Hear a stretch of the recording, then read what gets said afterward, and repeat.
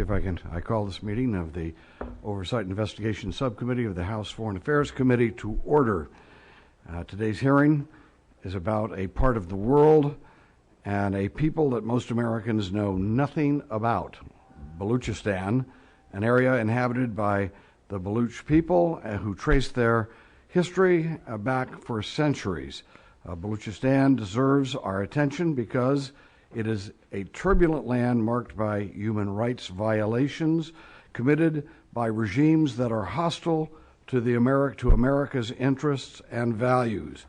It holds a very strategic location in an area of intense international rivalries.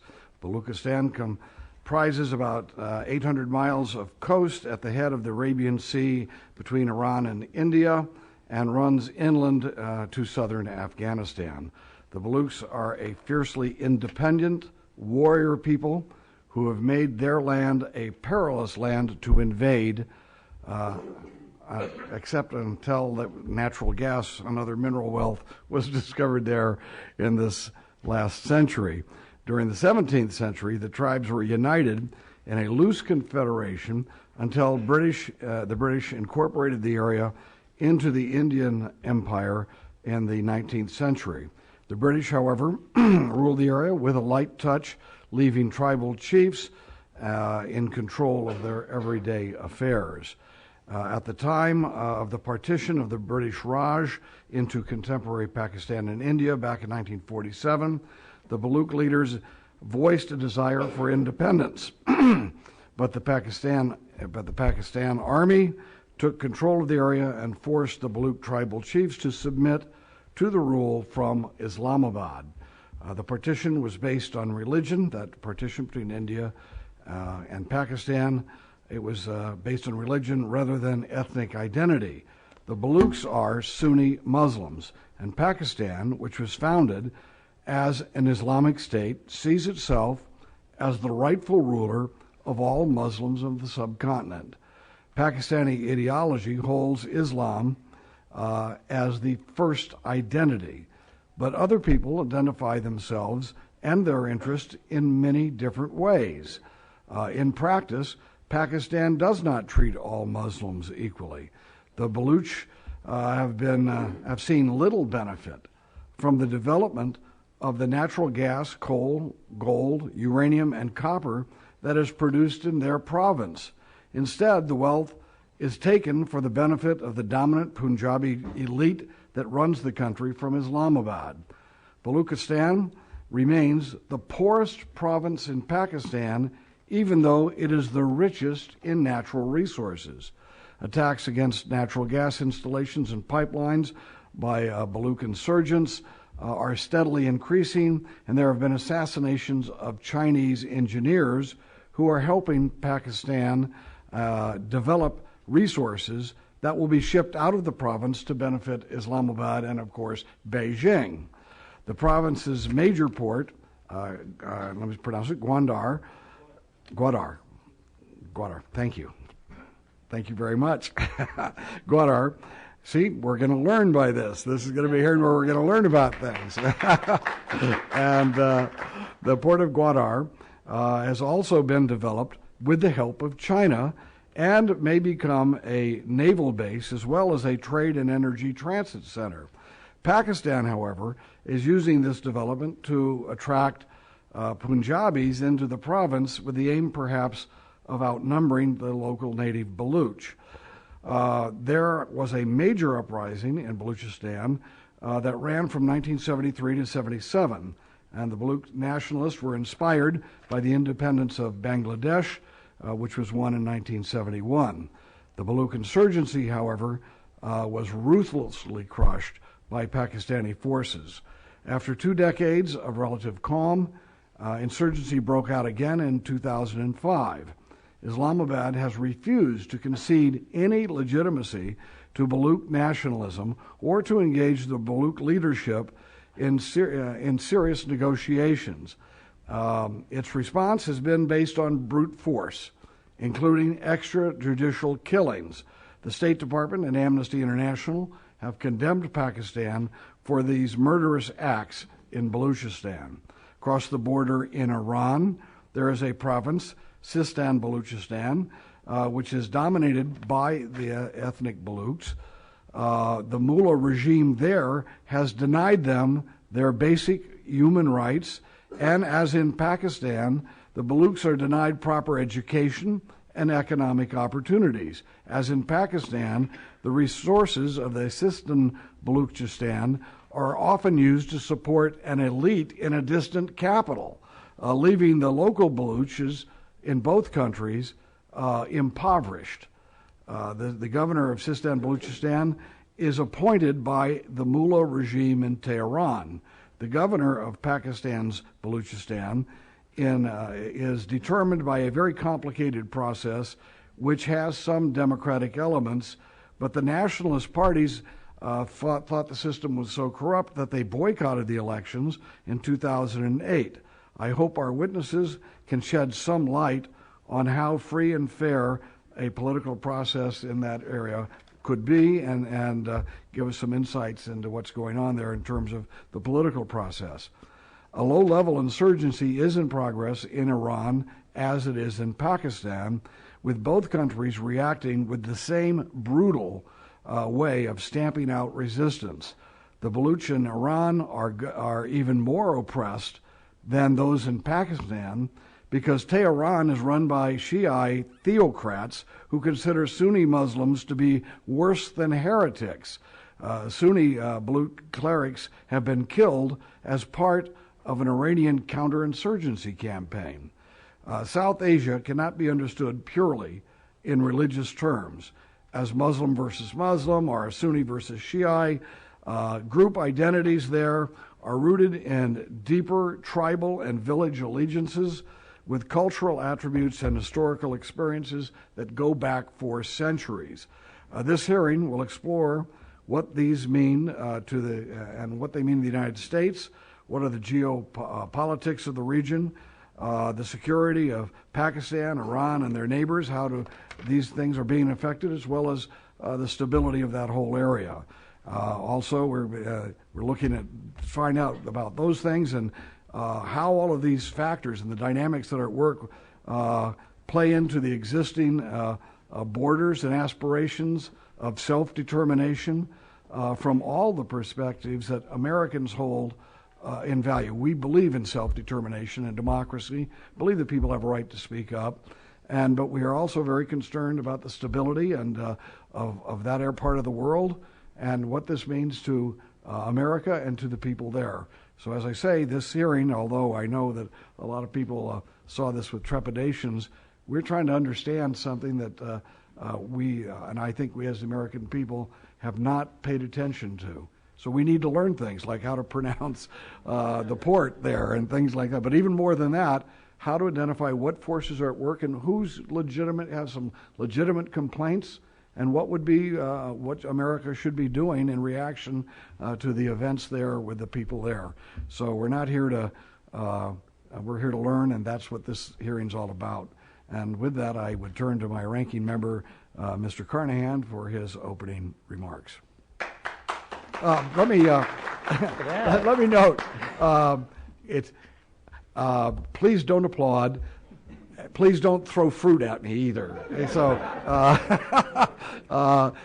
it'd be nice just because it takes up time, and we got to be out of here in about an hour. So go right ahead, Mr. Chairman. I'm glad to see you have a rousing ovation here today in this subcommittee hearing. You say that like someone who's used to being applauded and having fruit thrown at you. So, oh yes, it goes along with the territory. But seriously. Thank you for holding this hearing today. It's really very critical that we examine U.S. relations with Pakistan in multiple contexts like this. Mr. Chairman, since you last called a hearing this past summer on U.S. strategy in South Asia, it's fair to say that the U.S.-Pakistan relationship has continued to strain, but remains absolutely a critical partnership. I would urge the Pakistani government to step up its efforts to weed out terror activity within and along its own borders. Pakistan has significant challenges within its own country that have national, regional, and certainly international implications. One of the concerns and the topic of today's hearing is the situation in Baluchistan. This past month, a State Department spokesman said, quote, "The U.S. is deeply concerned about the ongoing violence in Baluchistan, especially targeted killings, disappearances, and other human rights abuses," unquote. She further stated that the administration takes allegations of human rights abuses very seriously and that it had discussed these issues with Pakistani officials. While the administration is not here today to testify, I would urge U.S. officials to continue to bring these issues up in the course of our diplomatic discussions. With the significant investment of U.S. funding in Pakistan, it is Congress's job to make sure we're getting the return on the investment that our taxpayers deserve. We need to ensure that every dollar of U.S. taxpayer-funded assistance is being used properly and in our interest. Vigorous oversight of all U.S. foreign aid is critical to the success of our programs there and is a key component to building infrastructure and capacity in Pakistan. However, the U.S. and international commitment to Pakistan is not enough. In the face of all its challenges, it is critical that Pakistan work to ensure the integrity of its own people and its own country, including Baluchistan. And as the U.S., the UN, and NATO continue in Afghanistan, the Afghan-Baluchistan border remains critical to ensuring that we are making decisions that move Pakistan, Afghanistan, and the entire region toward increased stability. Again, thank you, Mr. Chairman. I look forward to hearing the esteemed panel of witnesses that we have with us today. Thank you very much. Mr. Sherman, do you have an opening statement? I do indeed. Go right ahead. I want to thank the chairman of this subcommittee for allowing me to make a statement at this hearing. I've been on the full committee for 15 years and haven't had the honor to be a member of this subcommittee, but have had a chance to see its work when reported to the full committee. My statement will focus not only on Baluchistan, but the adjoining area of the Sindh province. Many Baluch live in the Sindh province, and to a great extent, the Pakistani government treatment of both these southern areas is similar. Pakistan-U.S. relations hit an all-time low last year when we found bin Laden in Abbottabad, and perhaps later when allegedly the U.S. Embassy in Kabul was attacked by those who may have had the help of the ISI. That is why it's more important than ever for the U.S. to reach out to the various people who have been marginalized by the Pakistani government. The people of Baluchistan and Sindh, their culture, language, and way of life are under attack and underrepresented from so many major government entities in Pakistan. Political activities defending Baluch and Sindhi rights are subject to arrests, disappearances, torture, and even killing. I believe the U.S. must reach out to these underrepresented historic segments of the Pakistani population. The Baluch people are culturally and traditionally regarded as secular and moderate, strongly influenced by the cultural traditions of Sufism. Both the Sindhis and the Baluch have a culture that I think will be consistent with American values. And a significant part of the people of Sindh, of course, are Baluch ethnically or have Baluch origins. The Baluch and Sindhis, including those Baluch living in Sindhi province, share the goal of government recognition of their cultural, political, and economic rights. Baluchistan is Pakistan's most underdeveloped province. It has the highest unemployment and poverty rates, the lowest quality of life when measured economically of any province in Pakistan. The road infrastructure is also poor, and as the chairman points out, this is ironic because it is such a resource-rich area, especially as to natural gas.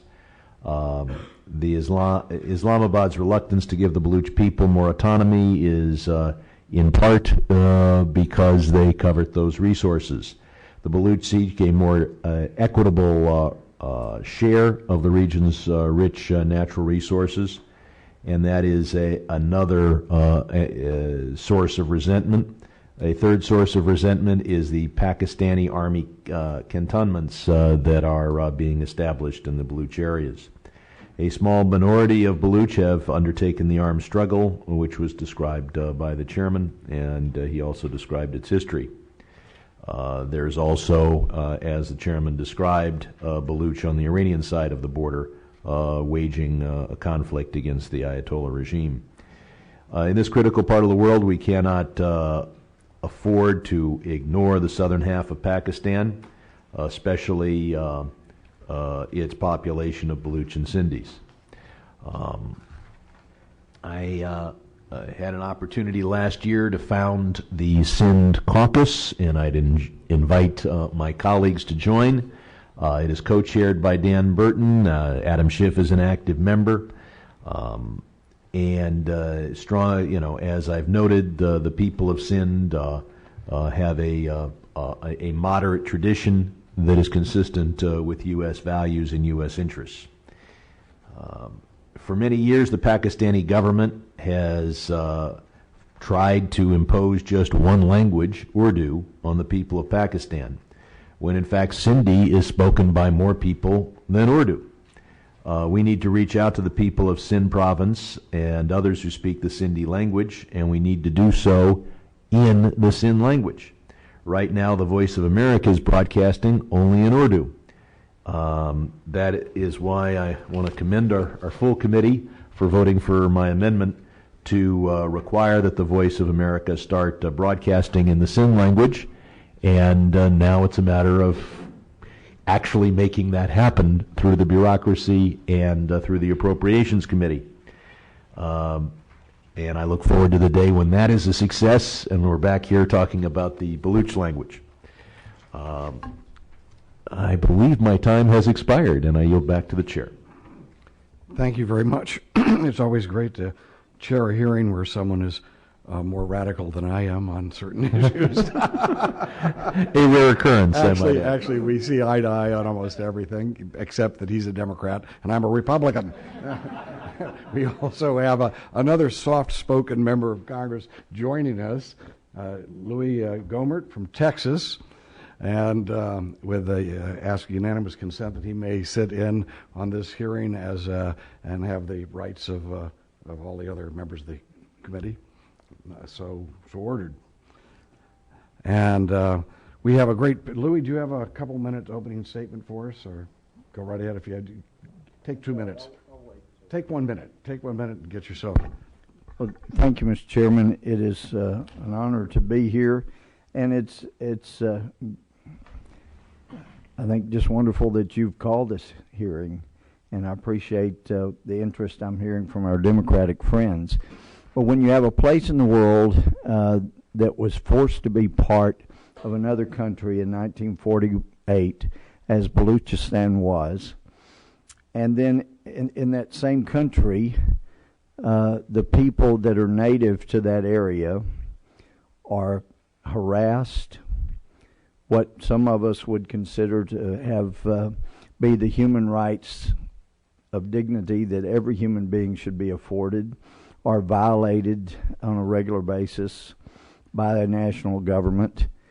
And then further, that government goes on to, whether it's official or unofficial, to furnish supplies, encouragement. What people I met with in forward operating bases in Afghanistan last month tell me are the supplies, the IEDs, the weapons coming into the Taliban. So many are coming from Pakistan and coming from the Baluchistan area. And as an editorial I was pleased to read in the Pakistan Daily Times noted, maybe it's time that we quit working so hard to support the Taliban in another country and concentrate more on our own country. And I think it would make the United States very happy to see that. It would make people of Afghanistan very happy that the Taliban was no longer being provided weapons to inflict harm on them, and it would make the Baluchs very happy from my discussion with them that they were allowed to live in peace without being subjected to horrors from their own government. So I'm delighted you asked for this hearing, and I appreciate the opportunity to be here. All right. Thank you very much. No applause. Thank you very much, Mr. Gomert. We have witnesses ahead of us. You'll note that there are a couple more witnesses than we originally planned. Because we do know so little about this region, we didn't know who to invite, and there were some suggestions that were sent to me over the internet that we maybe should expand it to make sure there's a little bit more representative of a cross-section of views, and that's what we did. So I want to thank whoever sent me those suggestions, and I think we're going to have a much richer hearing because of it. But we have a time problem, and the time problem is that they're going to call votes sometime in the next hour, maybe even half hour, 45 minutes. So I'm going to hold each one of you to the 5-minute rule for your testimony. And I'm sorry, but I'm going to have to because otherwise there won't be any time for questions and answers at all. We have with us on the panel Christine Fair, Assistant Professor, Center for Peace and Security Studies at the Edmund Walsh School of Foreign Service in Georgetown University. Previously, she has served as a senior political scientist with RAND Corporation, a political officer to the United Nations Assistance Mission to Afghanistan, and as a member of the International Institute for Strategic Studies, the Council on Foreign Relations, and serves on the editorial board of studies in conflict and terrorism. To what I will introduce each one just prior to their testimony, and we know how soft-spoken you are, Dr. Fair, and how you never cause any controversy, but you enlighten everyone. So you may proceed. 5 minutes. Sir, you're one of my favorite Republicans. We don't see eye to eye on a lot of things, but on the things we see eye to eye on, we see eye to eye. Okay. Thank you very much for giving me the opportunity to speak on this really important topic. As you noted, there aren't that many folks that know about Baluchistan. There aren't that many folks that know about Pakistan. And when this topic comes up, it's usually focused on the war on terror in Afghanistan. So it's nice to see that there's a hearing specifically dedicated to this particular issue. I've submitted a longer, very long written statement that I request become part of the permanent record. In that statement, I spent quite a bit of time trying to map out what we know geographically, historically, and demographically about Baluchistan. Unfortunately, we don't know a lot because the Pakistan census is terribly out of date, and unfortunately, the process of a census in Pakistan has become very politicized. But what we do know is that the Baluch ethnic group is the largest ethnic group in the province. The exact numbers are perhaps unknown. But we also know that by any measure of human development, and I put just a sample in my testimony, by any measure of human development, by any measure of economic development, Baluchistan always ranks all below the other provinces in Pakistan, with the perhaps exception of FATA. In addition to that, as you note in your opening statement, Baluchistan is actually a very large producer of resources. Yet, ironically, even though Baluchistan produces about 40% of the country's gas, very few Baluch actually take advantage of that gas because there's no infrastructure for them to do so. So when you meet with folks from Baluchistan, they'll tell you the only time they get gas or electricity hookups is when a cantonment comes to town. The Army will counter that it's very hard to spread that infrastructure throughout a province, which accounts for about 5% of Pakistan's population, but about 40% of the terrain. So they'll know that there are logistical challenges. Obviously, the truth lies somewhere in between. But Baluchistan's appalling human rights record also stands before us. We have Human Rights Watch here. We have Amnesty International. Everyone knows about the forced abductions that are going on. Everyone knows that Baluchistan has been a very restive province from day one. Many Baluch didn't even want to join the Union of Pakistan. In that sense, it shares a lot of similarities to Kashmir, right? Kashmir was also forcibly annexed. And many of the challenges that we see happening in Pakistan vis-a-vis Baluchistan could also, I think, be said in some measure about the situation in Kashmir. Curiously, what I find very puzzling about Pakistan is that over the last since 2004, the state's been waging a pretty vicious counterinsurgency campaign against elements of the so-called Pakistan Taliban, and it's generated quite a bit of outrage amongst Pakistanis. Yet the last 6 decades of episodic military use of force against Baluch insurgents doesn't really cause that kind of outrage at all.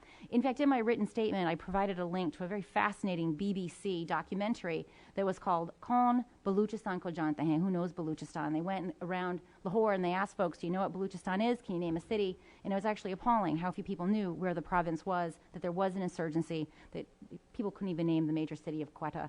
So you have this very interesting combination of the ability of lethal force, but yet you have very few people in Pakistan who know about it. A second related problem is that because it has so few people, and because the representation in the National Assembly is based upon population, it means that Baluchistan can never have any heft in the National Assembly. While it has equal representation in the Senate, as I'm sure you know, in Pakistan the Senate has very little power. Now, while we focus upon the abductions and the state-sponsored human rights abuses, which are numerous, I do want to point out, though, that this isn't the only kind of violence which is happening in Pakistan or in Baluchistan. So the forced disappearances, I'm sure my colleagues from Amnesty and from Human Rights Watch will dilate upon them. But there are also targeted killings that are unfortunately done by some Baluch. I understand the sentiment that there is this perception that they're being colonized by the Punjab, but unfortunately there is a path dependency problem.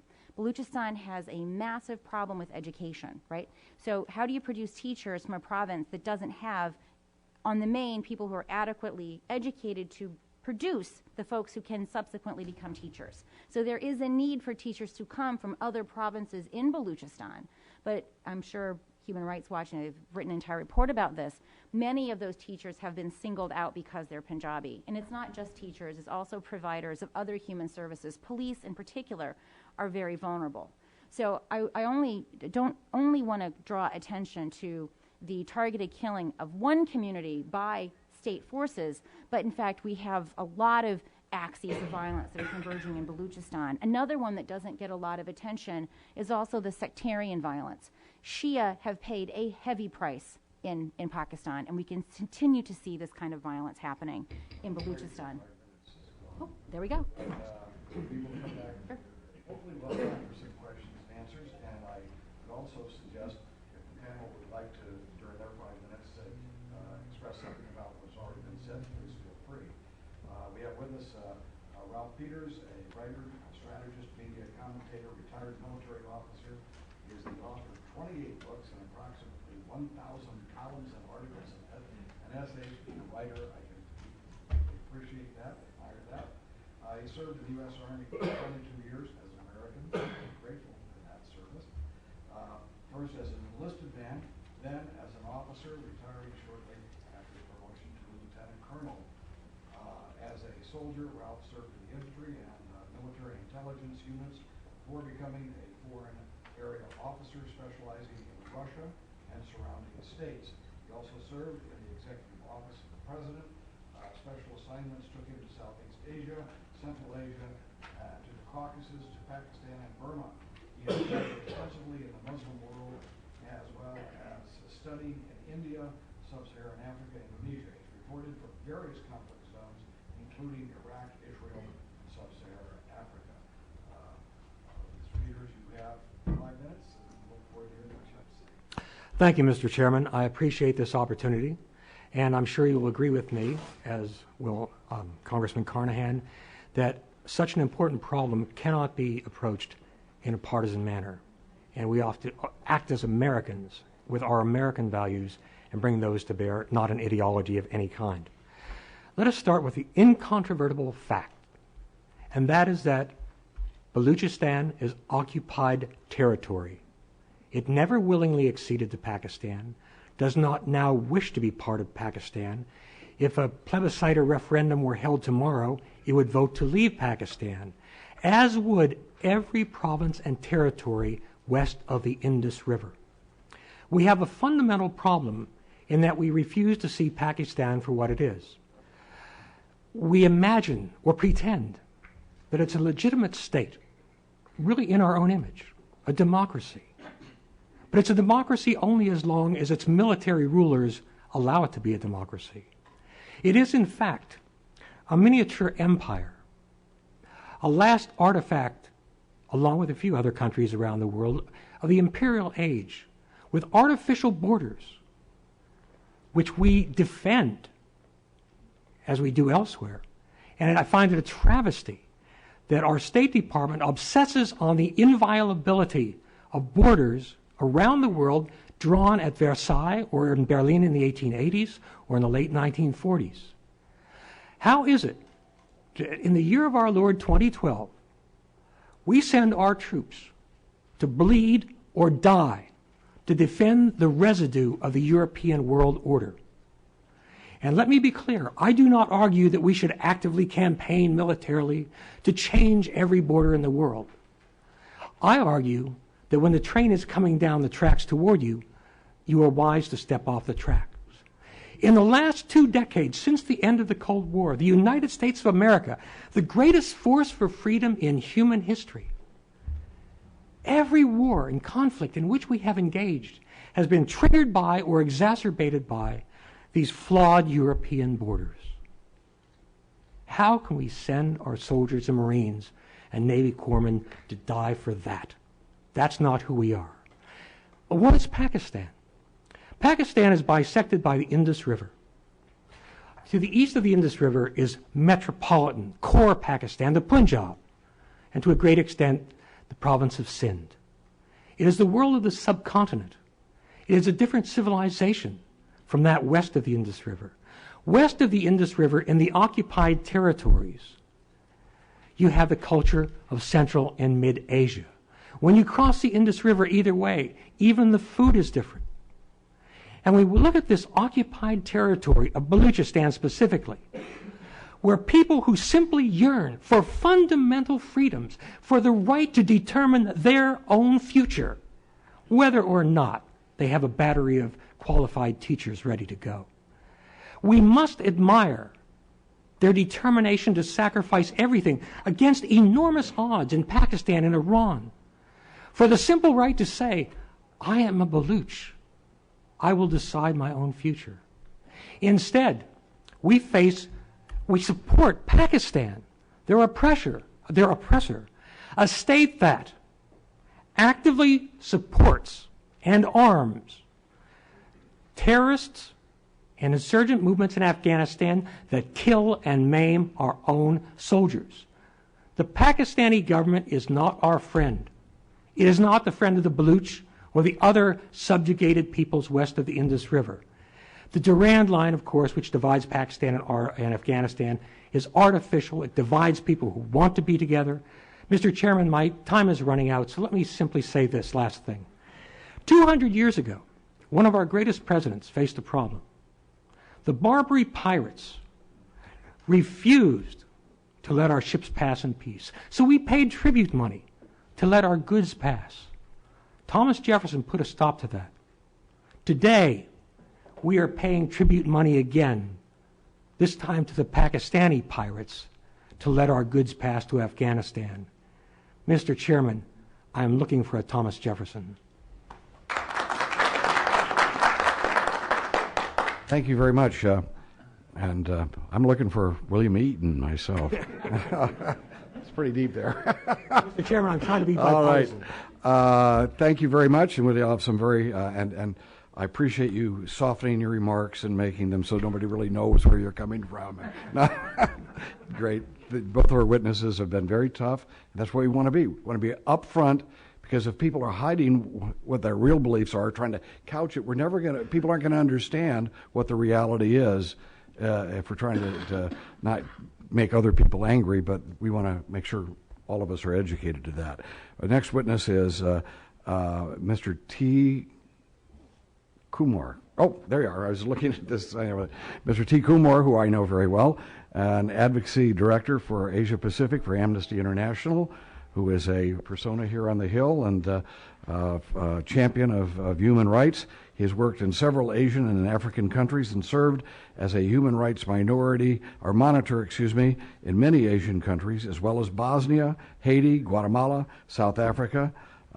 Kumar is frequently lecturing Foreign Service Institute, where U.S. diplomats are trained, and often testifies before the United States Senate and House of Representatives He holds an advanced degree in law from the University of Pennsylvania Law School, and you may proceed. Thank you very much, Chairman, Mr. Chairman and members of Congress. When I saw the announcement about having a hearing on Balochistan,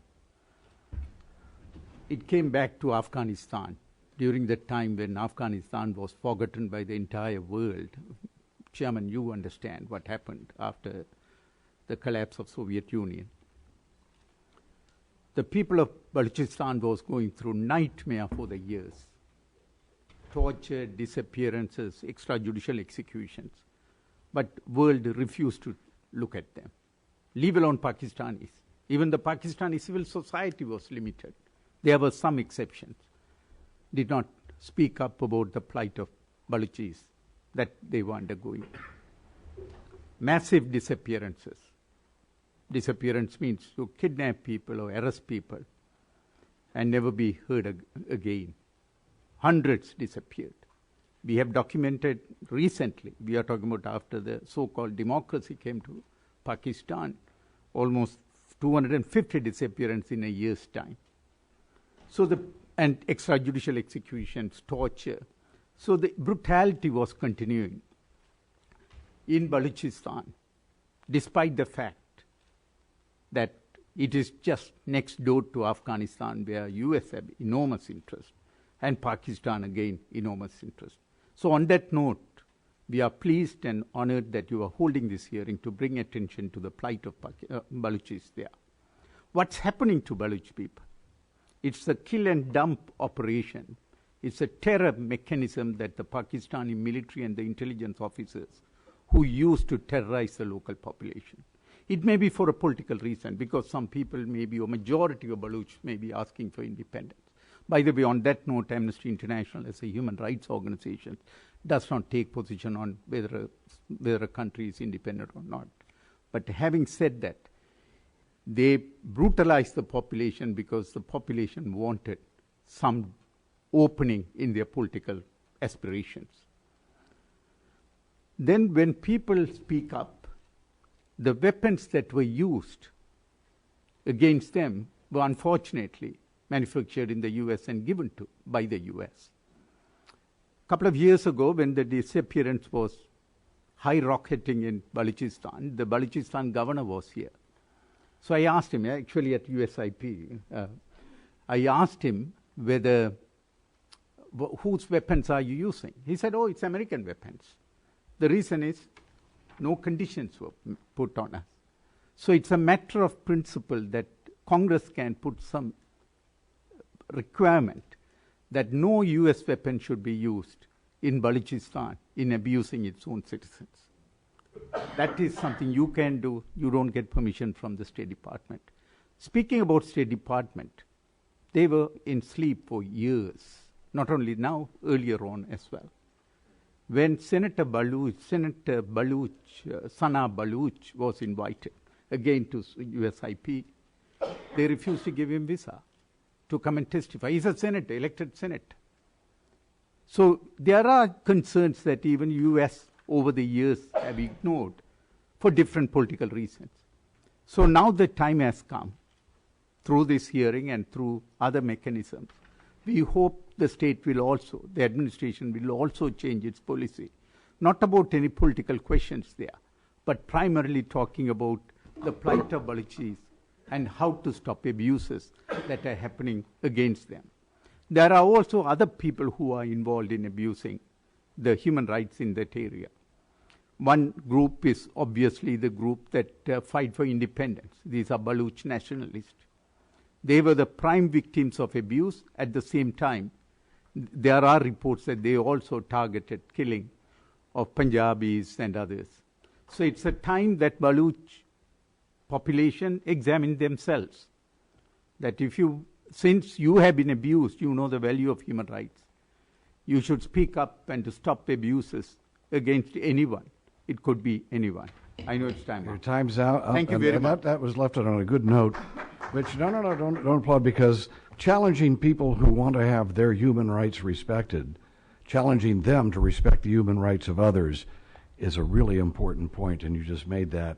We have two other witnesses, and then we will go into our questions and answers. But we are joined in the meantime by another member of Congress, a champion of American commitment to freedom and democracy, a real patriot from Texas, and a man of the law, Judge Poe. In fact, both Congressman Gohmert and Judge Poe are both former judges, and so when we talk about the law and the violations of human rights, they shine out with their expertise as well as their passion. So we're very happy to have you join us, Your Honor, and we'll proceed with the witnesses right now so we can get through this and then go on to questions and answers. We have Dr. Hussein Boor, a lawyer active in facilitating trade, investment, and project development between American corporations and their counterparts from Gulf countries. Dr. Boor previously served as an adjunct professor of law at the Catholic University of America and was the energy and economic advisor to the Embassy of Qatar in Washington, D.C. from 1982 to 1998. He has written extensively on various issues relating to the Middle East, including treaties on Iran and nationalities. He holds a Ph.D. in degrees from both American University and Washington University, and you may proceed, Dr. Boor. Thank you very much, Mr. Chairman. It's a great honor and pleasure for me to speak on Baluch. I'm, of course, an American Baluch myself, and thank you for the opportunity, honorable members. As you know, Baluchistan is the most, really, the Baluch people are the most persecuted, oppressed, and neglected peoples in the Middle East and South Asia. And of course, you, Mr. Chairman, gave very good overview of Baluch history. The only thing I can add, Baluch, look at their history in one term. Baluch era or Baluch Dora, I mean the era when the Baluch ruled themselves and their institutions and values were supreme in Baluchistan, and the post-Baluch era, which is the era of colonialism, and of course their subsequent division and forceful incorporation into Iran and Afghanistan and of course Pakistan. And of course, before the advent of colonialism, you should also notice that the Baluch were independent. Like Europe, there were several feudal states, and in many eras also in the 14th, 15th century, you had a large confederacy of Baluchi state, and their reigns extending from Kerman in the east, in Persia, to the Indus Valley. And that is also the current boundaries of Baluchistan as a whole. And of course, as you well know, the Baluchistan was divided by the British into three parts. Goldsmith Line, drawn in 1871 by the British colonial officers, divided Baluchistan between Iran and British India. And of course, the Durand Line, drawn also by the British in 1894, divided Baluchistan between British India and Afghanistan. And of course, but Baluch, ever since, they have been struggling to regain their lost freedom, to reassert the Baluch control over their homeland Baluchistan, and to preserve their language and culture. And the Baluch have never accepted or recognized either the Goldsmith Line dividing the Baluch between Iran and Pakistan, nor the Durand Line separating northern Baluchistan. This is reflected in 4 insurrections by the Baluch against Pakistan in 1948, 1958, 1973, and 2005 insurgency, which is continuing and growing in strength each day. Like Baluch, Afghanistan and nationalist Pashtuns in Pakistan also do not recognize the Durand Line. Of course, my colleagues, they well articulated the plight of human rights in Baluchistan and the egregious violation of Baluch human rights by Pakistani army and the Pakistani government. The only thing I can add, according to a report published by the Asian Human Rights Commission on January 31st last month. It says that the extrajudicial killings of disappeared persons in Balochistan include 23 bullet-riddled bodies found during the first month of this year, during January. 56 mutilated bodies during the last 6 months, and 271 bodies since July 2010. That tells you about the extent of the brutality. And according, of course, to Baloch sources, the figures are much higher. And since 2001, about 4,000 Balochs have disappeared. And this is a continuing problem. And that is one of the main reasons that the Baloch leaders... Excuse me, you said from 2001 till the present date, how many more than disappeared? 4,000. 4,000? Yes, sir. People have disappeared. And of course, this is one of the main impediment to Baloch leaders negotiating with the weak civilian government in Pakistan. Until these issues are resolved to the satisfaction of the aggrieved Baloch families, no Baloch leader would dare to negotiate with the Pakistani government. And of course, they also, as they stated, Balochistan is one of the most richest land in the world: oil, aluminium, gold, coal, but it is exploited for the benefit of non-Baloch in Punjab. And even though the Balochistan account for 30% of the natural gas exploited in Pakistan, Balochistan's share is only 17%. The rest, even the British colonialists, were not so greedy and brutal. And that's why that the Balochistan remained the least developed region in Pakistan. And there is no really basic industries to talk about. And of course, that is one of the main reasons for the ongoing insurgency in Balochistan. That's the end of your 5 minutes right now, so we'll have to move on during the questions and answers. And with unanimous consent, your entire statements will be put into the record. So when you get a record of the hearing, your entire statement will be in the record. We now turn to Alidayan Hassan is the Pakistan Director of Asia Division of Human Rights Watch. Before taking over as Pakistan Director, he served as Human Rights Watch for South Asia as a researcher, and that he did since 2003, and specialized in Pakistan. Before joining the Human Rights Watch, Hassan was a senior editor at Pakistan's premier independent political news monthly, The Herald.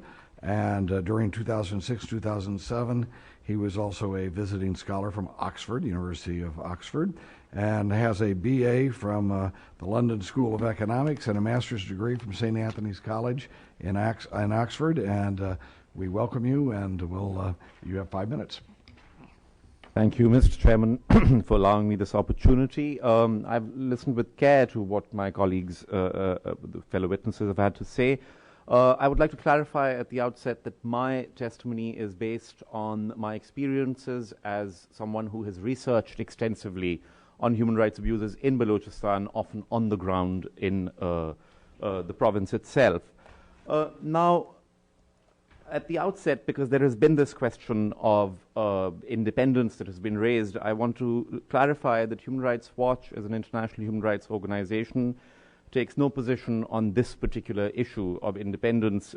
We understand that Balochistan is an internationally recognized part of Pakistan, and we expect the Pakistani government to adhere to all human rights protections within the Pakistani constitution and as mandated by international law. We have also found the Pakistani state, particularly the military, entirely lacking in this department. Balochistan presents a hydra-headed conflict situation. There are multiple actors perpetrating violence in there, but the engine of human rights abuse, no doubt, is the Pakistani military, paramilitaries, and intelligence agencies. They have run, particularly since 2004, a campaign of enforced disappearances, where at least hundreds of Baloch nationalists have disappeared. In the last year and a half, we have seen targeted killings increase, and something between 200 and 300 Baloch opponents of the Pakistani state have been found killed. And, of course, torture and illegal detention by the military and paramilitaries and intelligence agencies are commonplace. This is a absolutely appalling situation, even by Pakistani standards. And certainly when you are operating in Balochistan, you do see that the military, in many ways, behaves like a brutal occupying military. That is its behavior.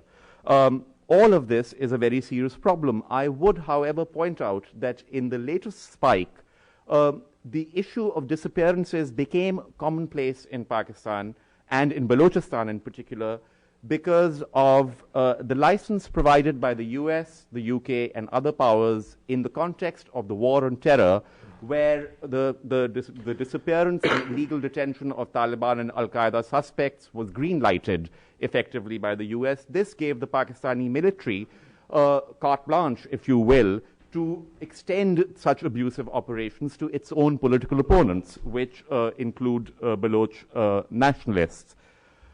Having said that, there are also multiple abuses, though, of course, I must clarify that there is no comparison between the abuses perpetrated by the state and other actors, but there are abuses that we have documented by Baloch nationalist militants, particularly attacks against education personnel and against other non-Baloch residents of the province. Now, non-Baloch residents of the province are not a small minority. We are talking of, though there is contentious figures because of a lack of census, something about 40% at least of the population of Balochistan. Did you say 40 or 14? 40.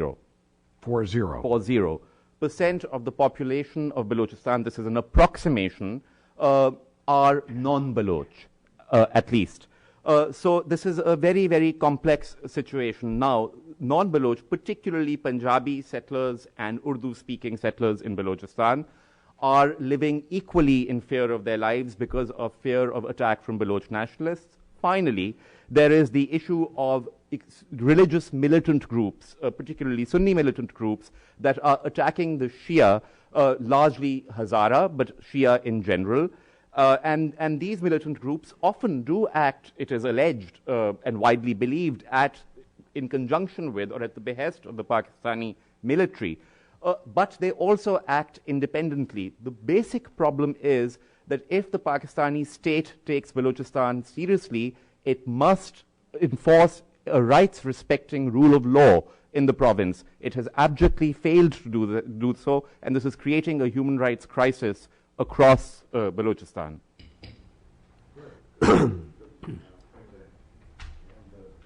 Testimony on, thank all of you for participating today. There will be votes coming up, coming up soon, so we do want to try to get involved with some questions right away. I'll just do a few, and the member will let them go through, and we'll make sure that our other congressmen get a chance as well. I think that one point of the story, I like to read history. I mean, history, I like to read history.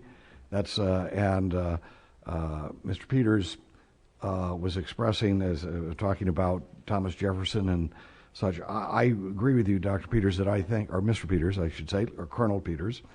I think that our founding fathers and most of the people who built this country would be turning over in their grave if they found out that we were sending American military personnel in order to maintain the colonial boundaries that were established by the people we had to fight in order to become independent.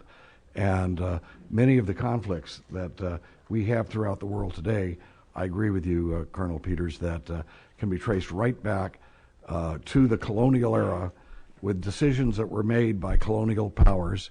And then we end up in conflicts like this, and especially if the United States intervenes in order to maintain a status quo of border lines, which is what we seem to be doing.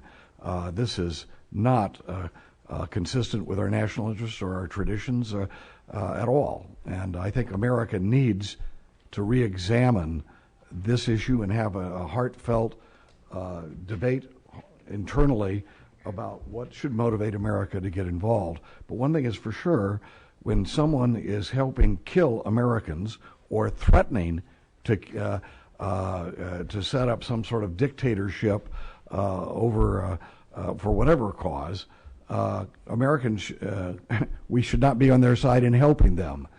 And I think that what broke the straw that broke the camel's back was when we found out that not only has Pakistan been arming those Taliban and other radicals that have been murdering American soldiers in Afghanistan, but they have given aid and comfort and safe haven to the man who masterminded the slaughter of 3,000 Americans.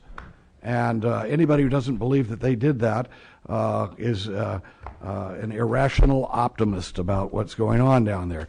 I think that at that point we need to understand that we cannot back up everything that Pakistan does simply because something might disturb the lines that were drawn so long ago, and that would create instability.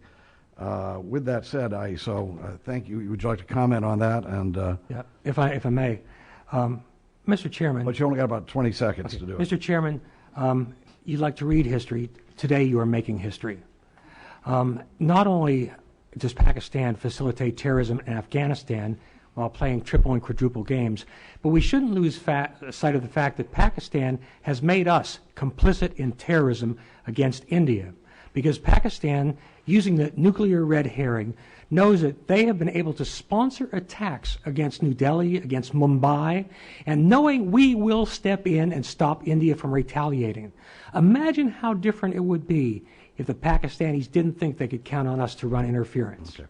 I think that's a good point. Let me just end my questions and answers with this thought, and it's been expressed by our witnesses. If we're going to be taken seriously when we talk like this, we have to be consistent and we have to be honest.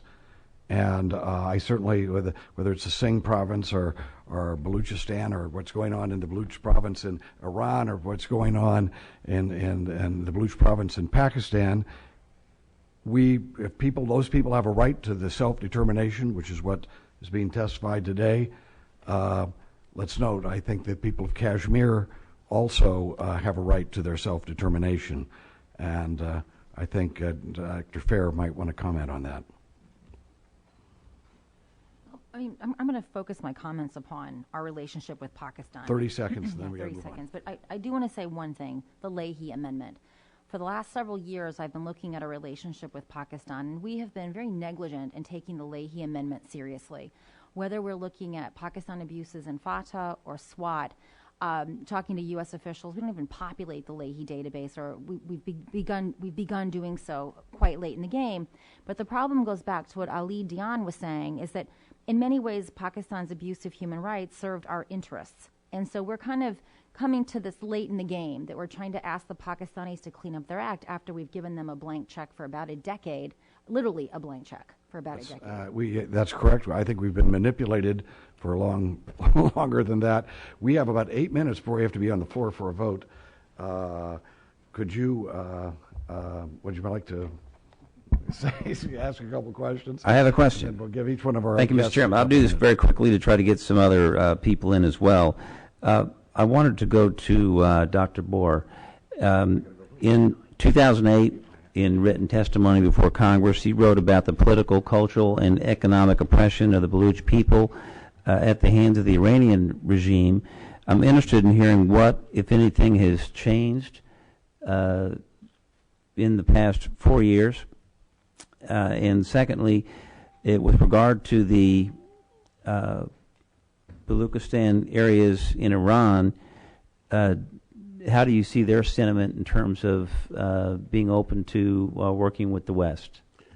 I think Baluch in general, whether in Iran or in Pakistan, they are very open. They have welcomed U.S. support with open arm, and they have also expressed their desire that if Balochistan become independent, to provide the U.S. with bases in Gwadar.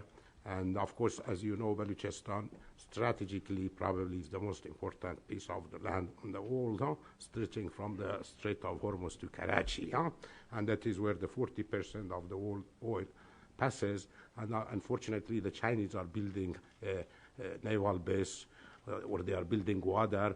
And even more dangerous for the U.S. strategic interest is connecting the overland Karakum Highway to Gwadar, so that instead of going through U.S. Navy in Pacific and in Indian Ocean through the Indian Navy, so they can come directly there, and that is the choke, the Strait of Hormuz. So, so the Baluch have historically, in fact, they have been searching, and of course, right now there is a perfect coincidence of interest between Baluch and the U.S., because Baluch, they don't want the oil pipeline to go from Iran to Pakistan, in violation of U.S. sanction. The Baluch, of course, they are secular. They are against the Pakistan Taliban alliance because they are secular, and they want to fight Taliban. If the U.S. support the Baluch, they can stop Taliban sheltered by ISI and Pakistani government in Balochistan. Yes, sir.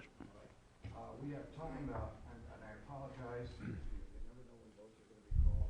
We've got about 3 more minutes worth of questions and answers, and I'm going to grant Louis Gohmert a minute to him personally. The judge has something to say. Yeah, Judge Poe is a minute, and then Louis Gohmert. Thank you for being here. I want to say this. I'm a great believer in self-determination for peoples who believe in it as well. Baluchistan, I think, fits that category. Somebody over there in Baluchistan has been reading the Declaration of Independence that gives a justification on a moral and legal reason why people can separate themselves from abusive governments. So we will see how that plays out. As far as Pakistan goes, they are the Benedict Arnold in the relationship with the United States. 10 years and $20 billion later, we're still paying them to not look out after our interests. They persecuted the informant that gave us the information about Osama bin Laden, charged him with treason. I mean, how long is it going to take before we get the point? We don't need to continue to give American money to Pakistan at all. Not a dime. And they've proven they don't deserve it, and it's not in our national interest. And the third comment is, the United States, as one of y'all has said, needs to look to India as a supporter and as an ally on the not just the economic front, but the war on terror as well. And lastly, Mr. Peters, you will never make it as a diplomat in the State Department. Congressman, I am proud to be a soldier. Thank you. I yield back, Mr. Chairman. You see, it's always great to have Texans around. You know, they they just step right up. And here's another one, Louis Gohmert. Gohmert. Well, and thank you. And I couldn't agree with my fellow former judge from Texas more, but it is greatly disturbing to hear that weapons that we have provided to Pakistan have been utilized to create human rights violations. That is particularly disturbing. That's not what this nation is about. And it would seem to me that since we are trying to get out of Afghanistan and turn that country over to them, the quicker we could stop assisting Pakistan in funding the Taliban that we are trying to fight, which is also creating human rights violations against Baluchistan, it sounds like we could create a real win for the United States, Baluchistan, Baluchs, for people of Afghanistan, if we just quit helping Pakistan help all of our enemies. So I appreciate your testimony. If I look forward to anything additionally they may have to submit. We've got 3 minutes before we have to be on the floor to vote, so I will give a 30-second summary. First of all, thank you. There was a lot of trepidation by people before we held this hearing. I got so many emails that threatening all sorts of crazy things and worrying that some people would be represented. We learned a lot by this hearing. We put a lot of stuff on the record this is not to plot out some sort of conspiracy. What we're here to discuss is start a national dialogue in the open about what America's policy should be in this very volatile part of the world, and where our ideals for human dignity and freedom and justice and self-determination, where they fit in to our policies in that part of the world. So we've started the discussion today. I think this hearing was a first good step, and it was certainly not a stunt on anybody's part. We honestly really was going to try to get into these issues. So I want to thank you all for coming, and I'm sorry we do have to run off for our votes right now. This hearing is adjourned.